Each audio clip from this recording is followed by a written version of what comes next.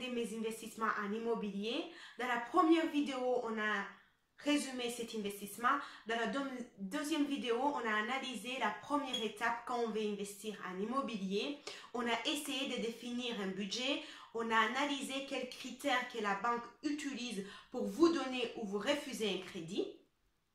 Donc, maintenant, vous connaissez votre budget. Vous êtes prêt à commencer à chercher un bien immobilier pour investir. Et c'est ça les deuxième étape.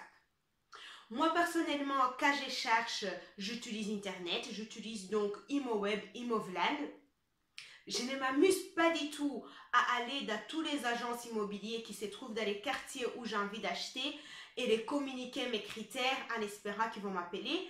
Parce que ce que moi j'ai remarqué, c'est que presque tous les agences immobilières mettent tous leurs biens sur ImoWeb, ImoVlan, parce que c'est les sites les plus populaires en Belgique et ils ont envie que leur annonce soit vue par un max de gens. Je sais que visiter peut être pénible, ça coûte d'énergie, ça coûte du temps et on peut se décourager très vite. Donc, pour ne pas me décourager, je me donne un but de visiter par exemple 3 biens par semaine pendant quelques mois. Si jamais je vois que j'ai déjà visité tous les biens qui se trouvent sur ImoWeb, ImoVlan, même Logikimo, qui correspondent à mes critères, j'ai élargi mes critères. Donc, je visite des biens qui sont peut-être un peu plus chers, un peu plus petits que prévu dans des quartiers que je n'avais pas prévus. C'est quoi l'avantage de visiter plus de biens possibles, donc beaucoup de biens? C'est qu'après du temps, vous allez comprendre les marchés et vous allez savoir vous allez avoir une idée de la valeur d'un bien immobilier dans un certain quartier, d'un tel mètre carré peut-être. Donc ça va surtout vous aider dans les prochaines étapes qui est la négociation. Autre chose, c'est que parfois vous arrivez quand même à tomber sur des surprises. Par exemple, vous allez dans un quartier que vous ne connaissez pas et donc vous trouvez quand même un nouveau quartier et donc vous trouvez un appartement dans un quartier non prévu ou parfois vous arrivez même à négocier quelque chose qui coûte trop cher pour votre budget vers les bas et vous arrivez quand même à acheter les biens. Donc, qu'est-ce que je regarde quand j'ai fait mes visites, à part les trucs très basiques comme est-ce qu'il n'y a pas d'humidité, est-ce que les pièces sont bien agencées, est-ce qu'il y a assez de lumière. J'essaie directement d'estimer si jamais je dois prévoir un budget pour faire des travaux dans les futurs proches, donc dans 2-3 ans qui suit l'achat. Première chose que je vais demander, c'est est-ce que l'électricité est conforme. Chaque vendeur qui vend un logement en Belgique est obligé de fournir un certificat d'électricité. Et donc, les certificats, il va dire si l'électricité est conforme ou pas. Si jamais l'électricité n'est pas conforme, la loi oblige l'acheteur, donc vous, de faire les travaux nécessaires pour mettre l'électricité en conformité. Et ça doit être fait dans les 18 mois après que le certificat a été fait. Donc, du coup, vous avez maximum 18 mois pour faire les travaux après l'achat. Deuxième chose que je regardais, c'est les chauffages.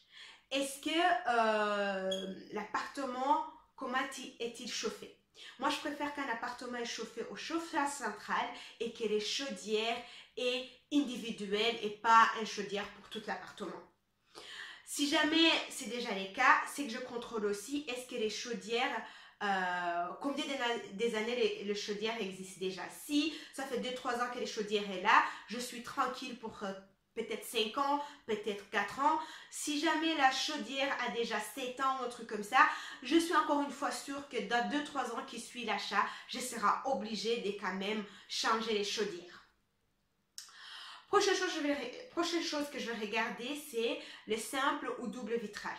Si jamais j'achète un appartement de simple vitrage, je suis sûre que dans 2-3 ans qui suivent, je serai obligée de faire les travaux nécessaires pour placer des doubles vitrages.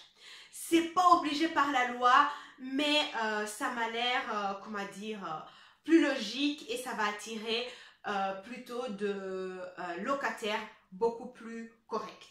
Prochaine chose que je tiens compte de quand je vais acheter quelque chose, c'est la copropriété.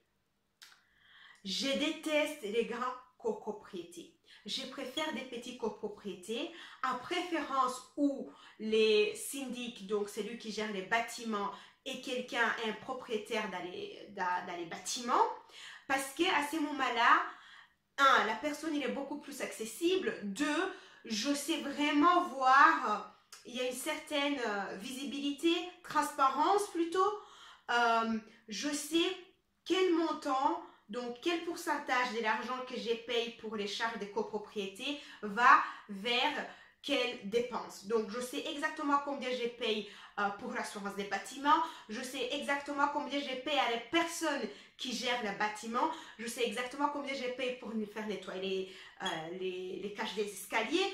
Donc je sais attribuer l'argent que je paye à des dépenses claires et nettes. Dans les grandes copropriétés, j'ai toujours un peu de difficulté à comprendre quel pourcentage de l'argent que je paye va vers quelle dépense. Parfois, il y a des choses, des services dans des grands bâtiments pour lesquels que moi, je n'ai pas forcément envie de payer. Un exemple parfait, c'est quand vous habitez dans une grande copropriété où il y a plusieurs buildings et que vous avez soi-disant un jardin en commun. Un jardin en commun, c'est juste un parc. Et quand vous habitez par exemple dans une grande ville, il y a des parcs, vous pouvez y aller gratuit et vous n'êtes pas obligé de payer pour l'entretien. Donc, un jardin en commun, la plupart des temps, tu ne peux pas prendre tous tes amis avec et descendre et aller faire là-bas un barbecue. Donc, du coup, tu dois payer mensuellement pour l'entretien de ce jardin qui à la base tu ne peux pas vraiment utiliser. Donc moi j'aime pas cette idée là. Et aussi dans la grande copropriété, la plupart des temps il y a des lifts et moi je déteste les lifts. Les lifts, enfin c'est pas que je déteste les lifts, mais les lifts la plupart des temps ils coûtent cher, coûtent électricité, coûtent entretien, donc du coup ça monte l'argent qu'il faut payer mensuellement comme charge de copropriété. Je préfère payer cette partie de l'argent plutôt sur mon prêt hypothécaire et payer peut-être un peu plus cher en acheter un appartement qui se trouve dans une petite copropriété. Donc attention, quand vous voyez des appartements qui sont un peu moins chers que normal, c'est que sûrement ils sont dans une grande copropriété et où les charges sont très hautes. Je sais qu'il y a une théorie qui dit analysez d'abord ces charges, mais parfois vous achetez un appartement, aujourd'hui vous payez en copropriété mensuellement 150 et dans 5 ans vous vous retrouvez quand même à payer par exemple 250 et vous n'avez pas forcément les contrôles sur ça. Donc, avis personnel, n'achetez pas de les grands bâtiments. Bon bref. Qu'est-ce qui est encore important? C'est de faire attention et de faire en sorte que vous tombez amoureux des chiffres et pas des biens immobiliers. Quand vous allez acheter votre résidence principale, il faut tomber amoureux des biens immobiliers, il faut vous sentir bien parce que c'est quelque part où vous allez passer beaucoup de temps. Mais si vous achetez un appartement ou un bien immobilier, donc une maison pour investir, il faut tomber amoureux des chiffres. Il faut que le rendement soit attirant. Il faut que vous tombez amoureux de l'argent, quoi. Donc, il faut tomber amoureux des chiffres et pas des biens immobiliers. Parce que si vous tombez amoureux des biens immobiliers, vous risquez de payer trop cher peut-être. Trop cher, je n'ai même pas les mots corrects. Mais vous risquez d'investir dans quelque chose qui n'est pas forcément rentable. Peut-être dans un quartier trop chic et où les prix d'achat sont très hauts, mais où les loyers n'ont pas suivi. Donc c'est super sympa tout ça, mais si le rendement n'est pas là, vous vous trompez. Donc faites attention de tomber amoureux des chiffres et pas des biens immobiliers. Chiffres et pas biens immobiliers. À très bientôt, donc dans la prochaine vidéo, on va analyser si dans mon cas, j'étais tombée amoureux des chiffres ou si j'étais tombée amoureux de l'appartement que j'ai investi dedans. Merci.